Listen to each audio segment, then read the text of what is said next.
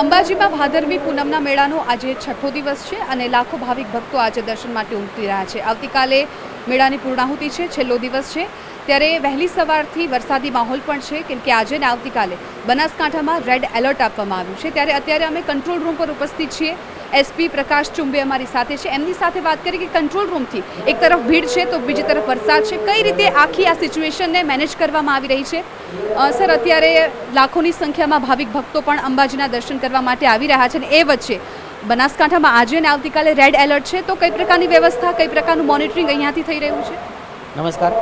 બનાસકાંઠામાં red alert આપવામાં આવેલ છે વરસાદના લીધે અને અત્યારે ભાદરવી પૂનમનો મહામેળો શરૂ છે। આજ છઠ્ઠો દિન છે અને આવતીકાલે પૂનમના દિવસે મહામેળાની સાંગતા થનાર છે।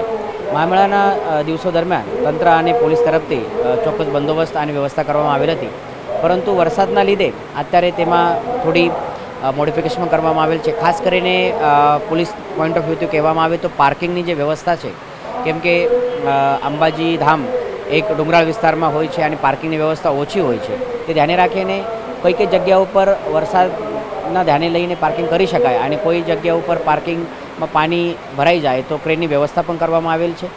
આજના દિવસે રાજસ્થાન અને ઉત્તર ભારતમાંથી પણ લોકો આવનાર છે, તો તે ધ્યાને રાખીને તેઓ માટે પણ બસની અલગ વ્યવસ્થા કરવામાં આવેલ છે। દાતા પાલનપુર જે નજીકના વિસ્તાર છે ત્યાંથી લોકો આજના દિવસે અને કાલના દિવસે વધુ પ્રમાણમાં આવશે, તો તે ધ્યાન રાખીને બસની વ્યવસ્થામાં પણ ઉમેરો કરવામાં આવેલ છે। અને સર, આવતીકાલે ચંદ્રગ્રહણ પણ છે, એટલે 12:30 વાગ્યા બાદ દર્શન ભાવિક ભક્તો માટે બંધ છે, તો એને લઈને સવારમાં કદાચ ભીડ ઉમટી શકે, તો એને લઈને કોઈ વ્યવસ્થા છે? કેમ કે એક તરફ રેડ એલર્ટ છે વરસાદનું અને સવારે ભક્તો મોટી સંખ્યામાં આવે એવી પણ શક્યતા છે। આવતીકાલે પૂનમના દિવસે ચંદ્રગ્રહણ હોવાના કારણે મંદિર વહેલા બંધ થનાર છે। અમારા તરફથી તમામ ભાવિક ભક્તોને અપીલ પણ કરવામાં આવેલ છે કે આપનો જે દર્શનનો પ્લાનિંગ છે તે થોડા અગાઉ કરજો। આના સિવાય અમારા તરફથી બંદોબસ્ત પણ વધુ પ્રમાણમાં લગાવવામાં આવનાર છે અને જે શ્રદ્ધાળુ આવી રહ્યા છે તેઓનો આગમન સારી રીતે સહેલાઈથી થાય તે માટે તંત્ર અને પોલીસ તરફથી પણ યોગ્ય બંદોબસ્ત રાખવામાં આવેલ છે। અને જે શ્રદ્ધાળુ હવે આવતીકાલે આવવાના છે, એટલે વરસાદને કારણે ખાસ તો એમને કઈ કઈ બાબતોનું ધ્યાન રાખવું જરૂરી બની રહેશે? મારો તમામ ભાવિ ભક્તો માટે આ આહ્વાન છે કે વરસાદનો માહોલ છે, બહુ હાઈ ઇન્ટેન્સિટીનો વરસાદ અત્યારે શરૂ છે, તો આપનો આવનાર આપનો જે રોડ રસ્તા છે, આપનો જે સમય છે તે થોડા સુનિશ્ચિત કરીને અને અત્યારની જે પરિસ્થિતિ છે તે આપના મીડિયાના માધ્યમથી અથવા જે ચોક્કસ પ્રશાસનના જુદા જુદા સોશિયલ મીડિયા હેન્ડલ્સ છે તેના માધ્યમથી સમજીને આવજો।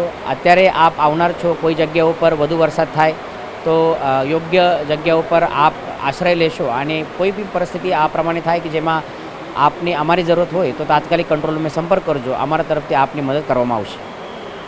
તો જે પ્રકારે અત્યારે કંટ્રોલ રૂમથી પણ સમગ્ર પરિસ્થિતિનું મોનિટરિંગ કરવામાં આવી રહ્યું છે, ખાસ ટ્રાફિકની સુવિધા હોય કે પછી અન્ય કોઈ રોડની સુવિધા હોય, તમામને લઈને અત્યારે અહીંયાથી ધ્યાન રાખવામાં આવ્યું છે। સીસીટીવી કેમેરા દ્વારા ખાસ નજર રખાઈ રહી છે, પરંતુ આજે ને આવતીકાલે જે પ્રકારે રેડ એલર્ટ છે એટલે સ્થિતિ થોડી વણસી શકે તેવી છે, એટલે જે પણ યાત્રાળુ અહીંયા આવી રહ્યા છે તેમને ખાસ સાવચેતી રાખવાની પણ અહીંયાથી અપીલ કરવામાં આવી રહી છે। કેમેરામેન નટવર પરમાર સાથે હું જિજ્ઞાસા, TV9 અંબાજી।